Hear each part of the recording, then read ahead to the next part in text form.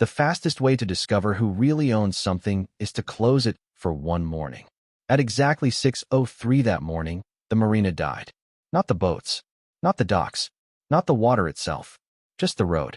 The single stretch of pavement every homeowner, fisherman, contractor, and visitor depended on to reach the $5 million marina sitting on the edge of Lake Travis. I stood on a low ridge overlooking the entrance while the first rays of sunlight broke across the water. The lake shimmered gold. Seagulls drifted above the marina slips. Everything looked peaceful except for the line of vehicles that had suddenly stopped moving. Pickup trucks towing base boats. Luxury SUVs carrying homeowners. Delivery vans bringing supplies to the marina store. Within minutes, brake lights stretched nearly a quarter-mile down the road. Then the horn started. Then the shouting. Then the phone calls. 2 county deputies stood beside a temporary barrier positioned across the entrance road. They were calm, professional, unimpressed by the growing crowd. One of them held a clipboard. The other occasionally pointed motorists toward a designated turnaround area. Nobody seemed to understand what was happening. They just knew they could not get through. I took a sip of coffee and watched the confusion spread. The smell of cedar, lake water, and warm asphalt drifted through the morning air. A few people climbed out of their vehicles to investigate. Others immediately began recording videos on their phones. One man stood beside his truck staring at the barrier as if it might disappear if he looked long enough. Then I heard the voice. Deborah Langford. Even from a distance, I recognized it instantly. Sharp, confident. The kind of voice that always sounded certain the world would rearrange itself to match her expectations. She marched toward the deputies wearing an expensive white jacket embroidered with the logo of the Lakeside Shores Homeowners Association. Her sunglasses sat perfectly in place despite the early hour. Her posture radiated authority. At least it usually did. That morning, something else was creeping into her expression. Panic. This road cannot be closed, she snapped. The marina depends on it. One deputy nodded politely. Ma'am, we are enforcing a county property determination. Deborah pointed toward the lake. That marina has been operating for years. The deputy simply looked back at her. That does not change ownership. Those 4 words hit harder than any argument ever could. Ownership. That was the entire problem. Because 3 months earlier, I had purchased 8,400 acres of ranchland bordering the community. The transaction seemed simple enough. Large property, good location, excellent grazing land, beautiful shoreline. I was not interested in the homeowners association. I was not interested in the marina. I certainly was not interested in starting a fight. My name is Luke Mercer. I am 45 years old, and after spending most of my adult life building and selling commercial construction companies across Texas, I wanted something quieter. Open land, fresh air, space. The ranch delivered all of that. What I did not expect was finding a mistake hidden inside the property records. A mistake so large that nobody believed it at first. Not the homeowners. Not the marina managers. Not even some of the surveyors. Because according to the deed I had received at closing, the very road leading to the community's prize marina did not belong to the homeowners association. It belonged to me. And before that morning was over, everyone at Lakeside Shores was going to learn exactly what that meant. Most people assume buying land is exciting. In reality, most of it involves paperwork, inspections, surveys, and long conversations with people who spend their lives studying property boundaries. When I purchased the ranch, I expected exactly that. 8,400 acres of rolling Texas land stretched across hills, shoreline, grazing fields, and patches of old cedar forest overlooking Lake Travis. The property had changed hands only a few times over the last century. Parts of it had been owned by ranching families. Other sections had been leased for cattle operations. Some areas had remained untouched for decades. That history was one of the reasons I wanted it. After years spent building businesses in crowded cities, I was ready for something quieter. The first morning after closing, I drove nearly 20 miles across the property in a utility vehicle just to understand what I had purchased. The air smelled like dry grass, cedar, and lake water. Hawks circled above open fields. White-tailed deer moved through the tree line. Every ridge seemed to reveal another stretch of land disappearing into the distance. The ranch felt endless. It also felt honest. Unlike corporate boardrooms and construction contracts, land does not pretend to be something it is not. It simply exists. That was what appealed to me. During the first few weeks, I focused on ordinary things: repairing fences, meeting neighboring landowners, reviewing water rights, walking boundary lines with survey crews. The marina barely crossed my mind. I knew it existed because I could see boats moving across the lake in the distance, but it was outside the scope of anything I cared about. At least that was true until one afternoon when an old surveyor named Ray Jensen stopped his truck beside a fence line on the eastern side of the property. Ray had spent nearly 40 years working across Central Texas. He was the kind of man who noticed details other people overlooked. I remember him staring at a weathered boundary marker driven into the ground beside a patch of brush. He crouched down, brushed away dirt, and studied it for nearly a minute. Then he stood and frowned. "That is strange," he said. "Whenever an experienced surveyor says something is strange, you pay attention." Ray pointed toward a paved road visible through the trees several hundred yards away. Vehicles moved steadily along it. Boat trailers, golf carts, pickup trucks, residents heading toward the marina. According to the maps we were reviewing, the road appeared much closer to my boundary line than anyone expected. At first I assumed it was a mapping error. Large properties often contain small discrepancies between older records and modern digital surveys. Nobody seemed concerned. Ray simply made a note and continued working. But over the next several days, the same issue kept appearing. Different maps, different reference points. Same result. The road kept showing up inside areas connected to my property records. By the end of the week, curiosity had replaced coincidence. I asked my title company for additional documentation. I requested older plats, historical surveys, recorded easements, anything connected to the land transfer. Boxes of records soon covered the dining table inside the ranch house. Every evening I sat beneath a ceiling fan turning slowly overhead while stacks of paper grew larger around me. The more documents I reviewed, the more one uncomfortable possibility began taking shape. If the records were correct, then an enormous assumption had been guiding the entire community for years. And that assumption was sitting right in the middle of the road leading to the most valuable amenity the homeowners association possessed. The marina was impossible to miss once you knew where to look. From the western ridge of the ranch, I could see rows of covered boat slips stretching into the blue water of Lake Travis. On weekends, the place looked like a small city floating on the lake. Families arrived before sunrise. Fishing boats launched throughout the morning. Golf carts moved between parking areas and dock entrances. Music drifted across the water during community events. The marina was not just a convenience for the homeowners association. It was the centerpiece of its identity. Real estate advertisements featured photographs of it. Community brochures highlighted it. New residents were told it was one of the crown jewels of the neighborhood. The road leading to it carried a steady stream of traffic from dawn until evening. Every vehicle, every trailer, every delivery truck depended on that single route. The more I learned about the marina, the more surprising the property records became. Because nobody behaved like they were using someone else's land. They behaved like ownership had been settled decades ago. One Saturday morning, I drove down toward the area to see everything for myself. The air smelled like sunscreen, fuel from boat engines, and fresh lake water. Children carried fishing rods toward the docks. Homeowners loaded coolers into expensive wake boats. Workers moved supplies between storage buildings. Everything appeared organized, successful, and permanent. A large stone monument near the entrance displayed the community name in polished metal letters. Nearby landscaping crews trimmed shrubs and maintained flower beds along the roadside. The road itself was immaculate. Fresh pavement, clean striping, decorative lighting. Looking at it, nobody would have questioned who owned it. That was exactly what made the situation so dangerous. Assumptions become strongest when they go unchallenged. Over the next several weeks, I continued gathering information. Some of it came from public records. Some came from conversations with neighboring landowners who had lived around the lake for years. The stories were surprisingly consistent. Most people believed the homeowners association had always controlled access to the marina. Nobody could point to a specific document proving it. They simply accepted it as fact because that was how things had operated for so long. Then I attended a community open house hosted by the association. I was not invited, but the event was advertised publicly, and I was curious. The clubhouse overlooked the water through enormous windows. The smell of coffee and fresh pastries filled the room. Large display boards showcased future improvement projects. Marina expansion concepts occupied an entire wall.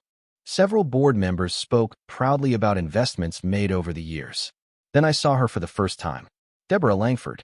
She stood near a display model of the marina, speaking confidently with residents. Everything about her projected authority. She smiled often. She shook hands. She answered questions with absolute certainty. People listened when she spoke. It was easy to understand why. Deborah carried herself like someone who had never lost an argument. At one point, she gestured toward a map displaying community assets. The marina occupied the center. The access road appeared highlighted as part of the overall infrastructure network. Nobody questioned it. Nobody hesitated. The road was treated as unquestionably theirs. Watching that presentation, I realized something important. If the property records were correct, the Homeowners Association was not merely mistaken. They had built years of planning, marketing, and expectations around a belief that might not actually be true. And if that belief collapsed, the consequences would extend far beyond a simple boundary dispute. Standing there, listening to residents discuss future marina improvements, I could not stop thinking about the survey maps sitting on my dining room table. Because somewhere between the confidence in that room and the documents in my possession, one side was about to discover it had been trusting the wrong story. The first real clue appeared in a place nobody would have noticed unless they were looking for it. About 2 miles north of the marina entrance, an old cedar fence crossed a section of rolling pasture near the lake. Most of the fence had been repaired over the years, but one weathered post looked much older than everything around it. I only paid attention because Ray Jensen stopped his truck beside it during another survey visit. The afternoon sun beat down across the grasslands, and the air carried the scent of cedar, dust, and warm earth. Ray climbed out, walked over to the post, and brushed away decades of dirt from its base. A few seconds later, he looked back at me with the same expression he had worn weeks earlier. "There it is again," he said. That sentence immediately caught my attention. The survey crew had already found several small inconsistencies between modern mapping systems and historical property records. Nothing dramatic by itself. A boundary marker slightly out of place.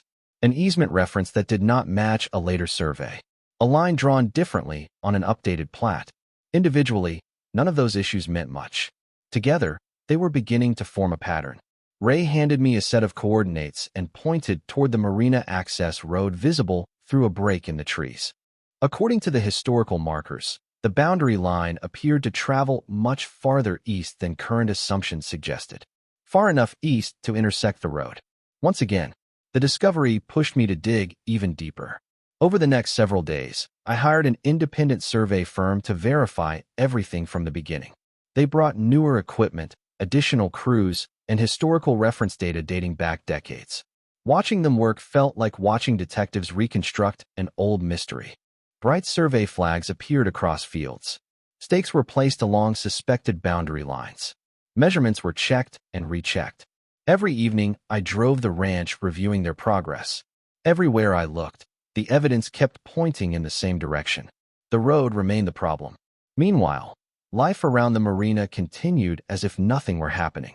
Boat owners launched vessels every morning. Contractors delivered supplies. Homeowners drove through the entrance without a second thought. The road had become so ordinary that nobody questioned it.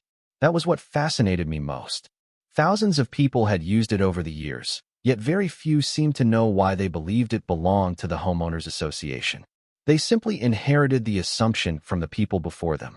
One evening I sat at the ranch house reviewing newly completed survey overlays spread across the dining table. The ceiling fan turned slowly above me. Outside, crickets chirped across the property.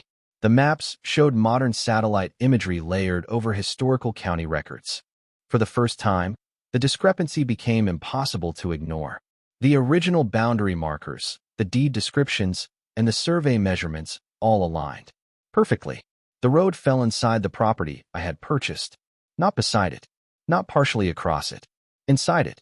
I stared at the maps for several minutes before calling Ray. When he arrived the next morning, we reviewed everything again. He studied the documents quietly before nodding.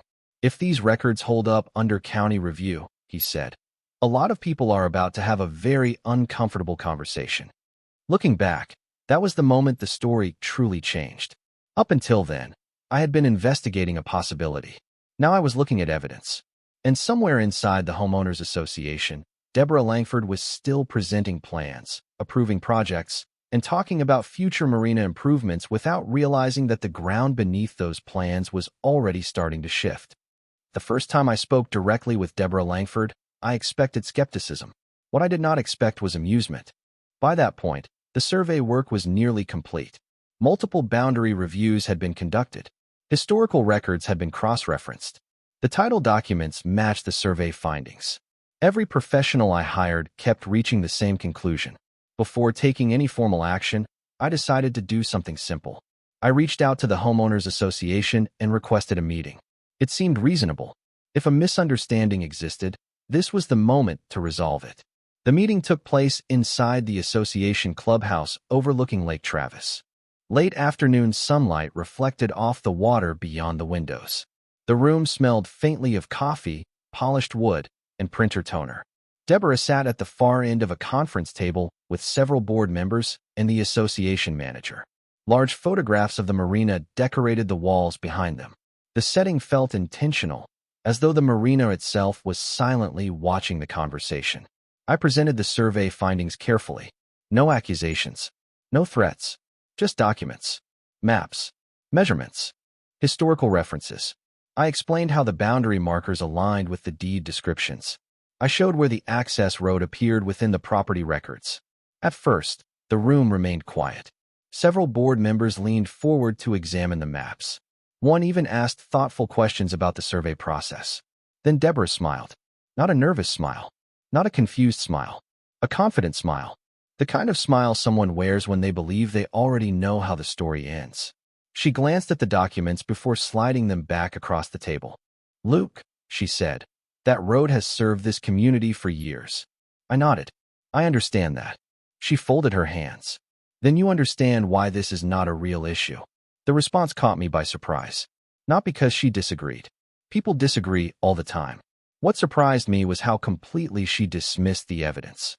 The discussion that followed felt less like a meeting and more like two people operating in different realities.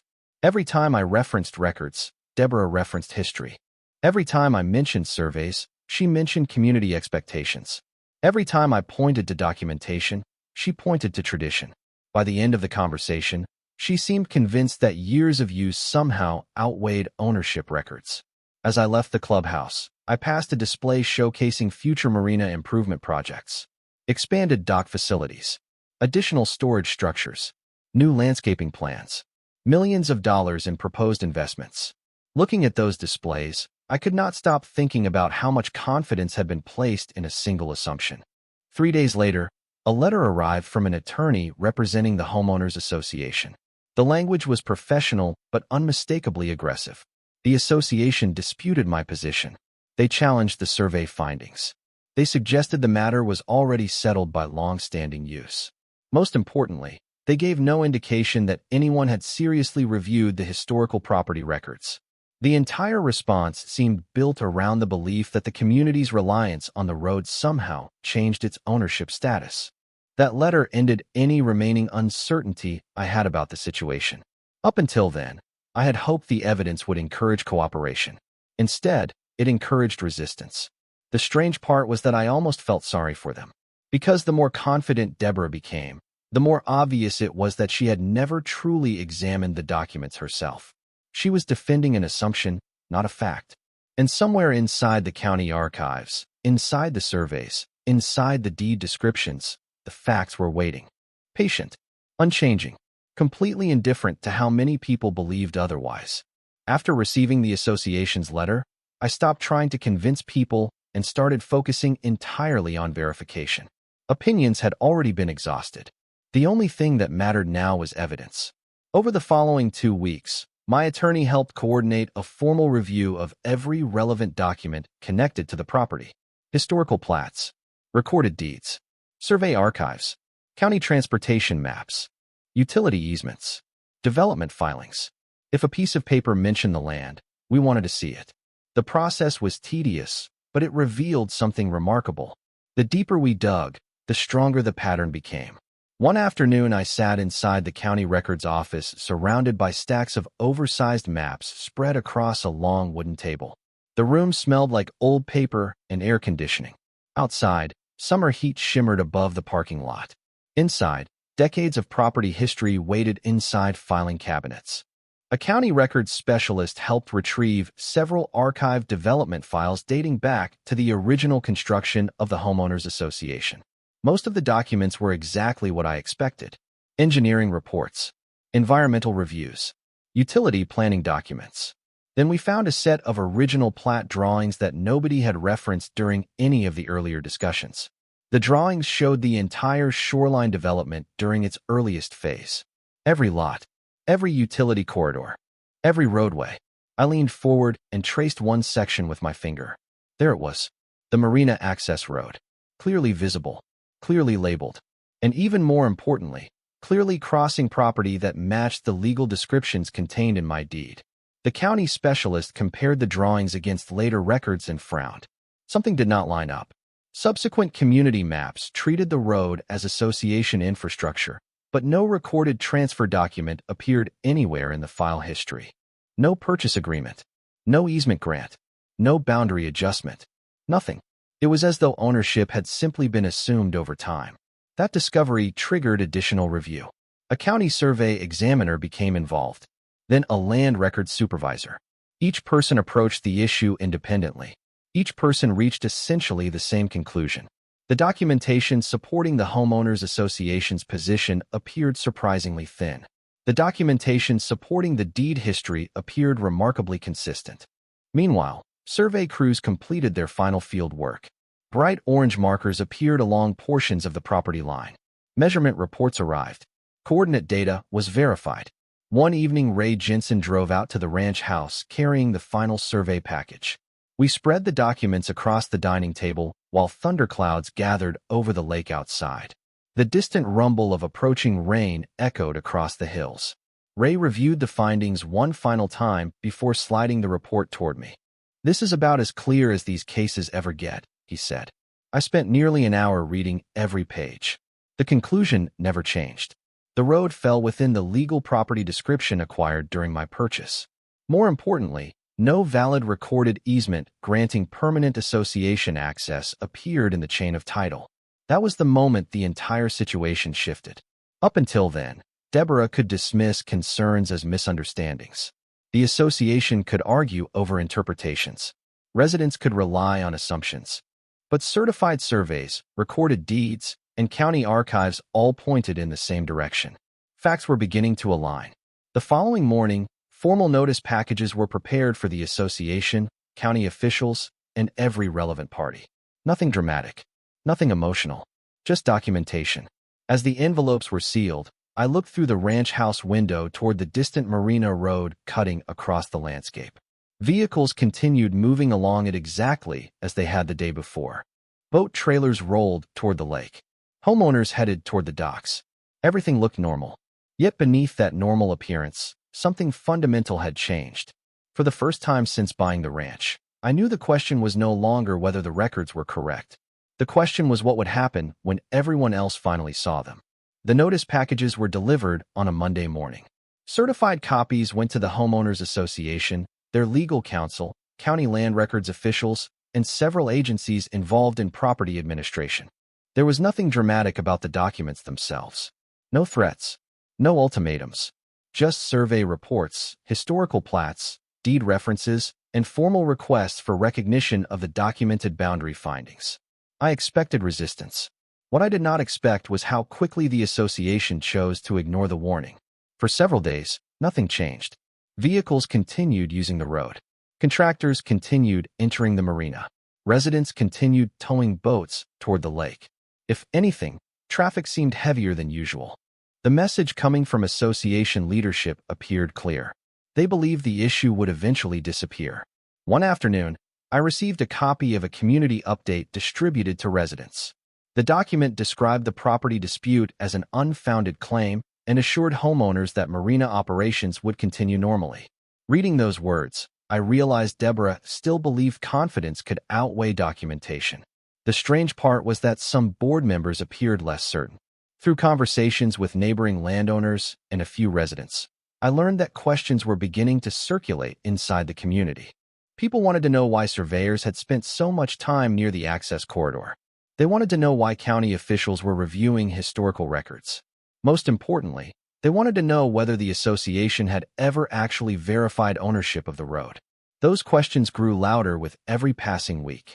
Meanwhile, county staff continued their review. Additional records were examined.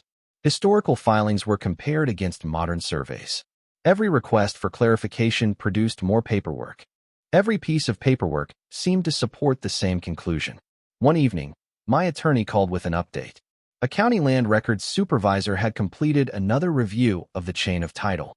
Once again, no recorded transfer of ownership appeared. No permanent access grant. No easement matching the assumptions being promoted by the association. The findings were becoming increasingly difficult to dismiss. Around that same time, new survey markers appeared along portions of the corridor. Bright stakes stood beside the pavement where thousands of vehicles passed each week. Some residents photographed them. Others complained online. A few simply ignored them. The markers became physical reminders that something significant was happening beneath the surface of everyday life. Deborah responded the only way she seemed to know how. She doubled down.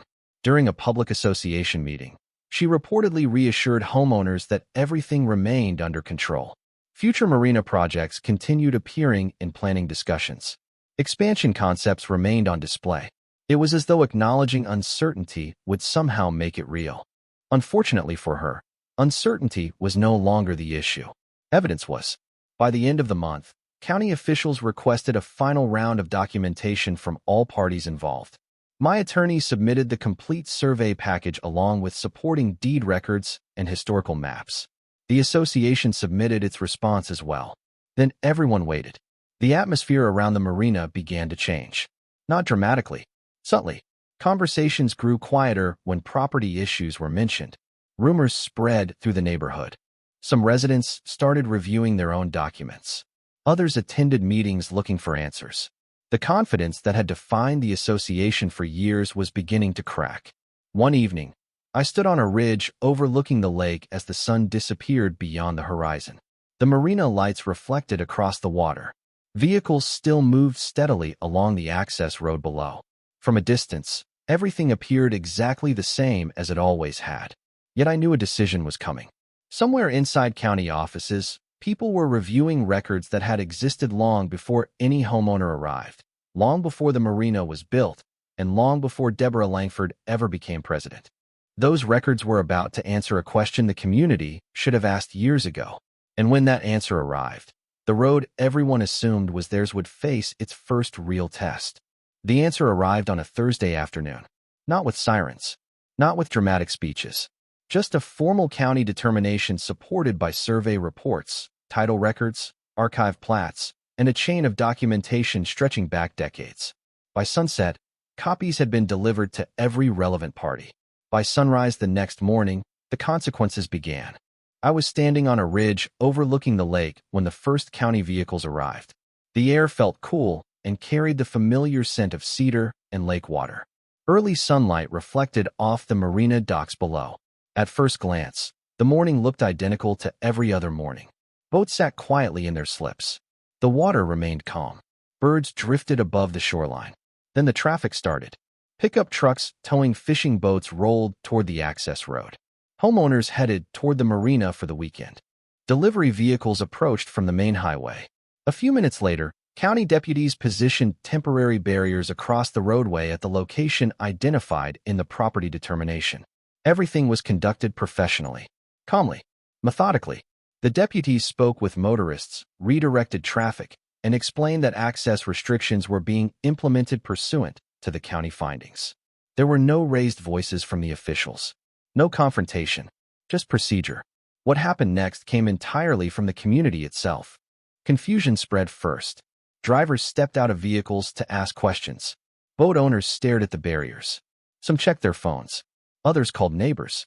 Within half an hour, dozens of people had gathered near the entrance. Then Deborah arrived. Even from a distance, I could tell she was not expecting what she found. She walked directly toward the deputies carrying a folder beneath one arm. Her expression showed the same confidence I had seen during our first meeting. For a few minutes, she spoke with the officials. Then something changed. The confidence disappeared. One deputy handed her a copy of the county determination. She read several pages. Stopped. Turned back to the first page. Read again. Around her, residents continued arriving. Questions multiplied. Answers became harder to provide. The reality was simple.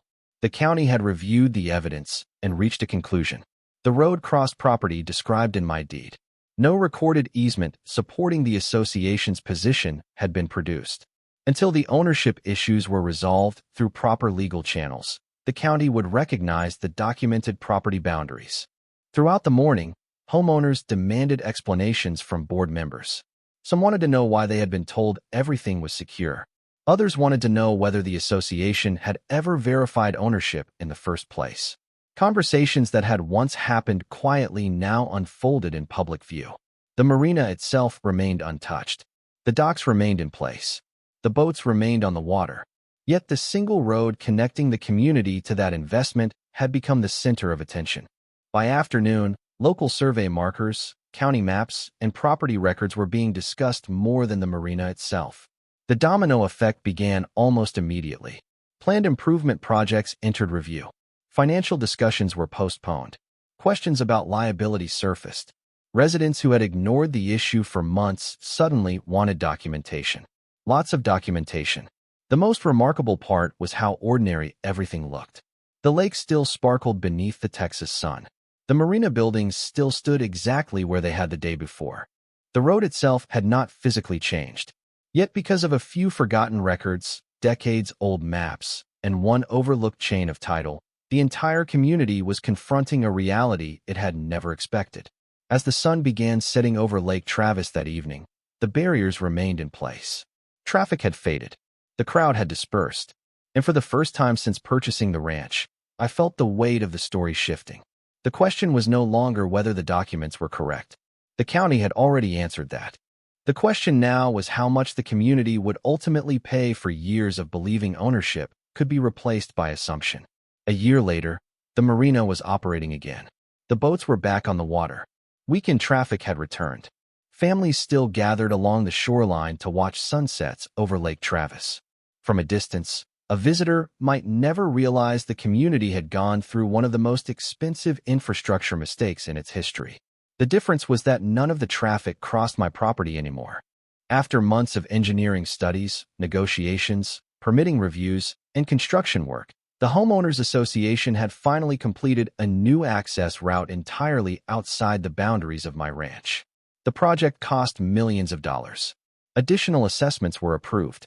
Budgets were rewritten. Improvement plans were delayed. The community eventually adapted, but the financial impact lingered long after the road itself was finished. I occasionally drove past the new entrance while checking fences or inspecting cattle pastures. Every time I did, I thought about the old survey marker Ray Jensen had discovered near the cedar fence. A weathered piece of metal hidden beneath dirt had started a chain reaction that changed everything. The irony was impossible to ignore. The entire conflict had never been about the marina. It had never even been about the road. It was about assumptions. Too many people had accepted a story without verifying whether it was true. Deborah Langford learned that lesson more publicly than anyone else. As homeowners demanded answers, board meetings became increasingly difficult. Residents wanted documentation. They wanted timelines. They wanted to know why nobody had identified the ownership issue years earlier. Questions multiplied faster than explanations. By the end of the summer, Deborah resigned from the association board. There was no dramatic announcement, no confrontation, just a brief statement thanking the community for years of service before stepping away. The woman who had once spoken with absolute certainty about every project and every plan quietly disappeared from leadership. Several months later, new board members ordered a comprehensive review of community records to ensure similar problems could never happen again. Looking back, that was probably the smartest decision anyone made during the entire ordeal. As for me, life returned to exactly what I had hoped it would be when I bought the ranch. Early mornings began with coffee on the porch overlooking thousands of acres of rolling Texas land. Deer moved through the fields. Hawks circled above the ridges. The scent of cedar drifted through the air whenever the wind picked up from the lake. The property felt peaceful again. One evening, Almost exactly 1 year after the county determination, I stood on a hill overlooking both the ranch and the distant shoreline. The sun sank slowly toward the horizon, painting the water gold and orange. In the fading light, I could see the original Marina road cutting across the landscape. It was still there. The pavement had not vanished. The signs had not disappeared, yet it no longer carried the importance people once assigned to it. It had become what it always should have been, a road crossing private property owned by the person listed on the deed. Nothing more, nothing less. My grandfather used to say that land remembers the truth even when people forget it. At the time, I never fully understood what he meant. Standing there above the lake, I finally did. Records can be ignored. Maps can be forgotten. Assumptions can survive for years. But ownership leaves a paper trail, and sooner or later, someone follows it. The marina survived. The community survived. Even the homeowners association survived. What did not survive was the belief that confidence could replace documentation. In the end, the most powerful thing in the entire story was not a lawyer, a surveyor, a deputy, or a county official. It was a deed sitting quietly in a file, waiting for someone to read it. And when that finally happened, justice did exactly what it always does. It arrived patiently, spoke through facts, and followed the road all the way back to the truth.